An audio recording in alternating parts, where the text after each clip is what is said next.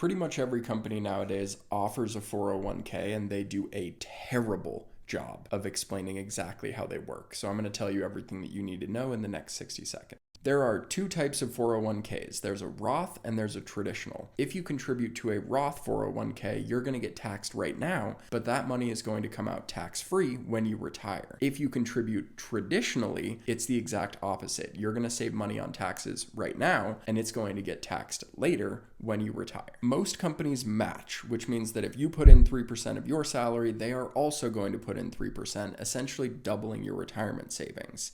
Now, those matches are always traditional, which means that you could put your 3% in as Roth, they could put the 3% match in as traditional, and you're going to build something called tax diversification, which I'll talk about in a sec. There is a 10% penalty on taking this money out before you retire. Retirement counts as being age 59 and a half in this context. This means that the money should be considered out of reach, but there are plenty of ways to get to it if you need it. 401ks are also protected from creditors, both of you and the employer, which means that if you get sued or the company gets sued, your money is going to be protected. Now, in retirement, this is where things get really interesting, because if you stack Roth contributions and traditional contributions and Social Security, you can potentially take up to $96,000 without paying $1 in tax every single year. But to do that, you need to walk into retirement with money in tax-free, tax-deferred, and taxable buckets. And this can continue through your whole retirement as long as you understand how required minimum distributions work in your 70s. So long story short, a 401k is a way to set money aside in a tax-advantaged way for retirement. And then balancing the different taxable buckets in retirement plus required minimum distributions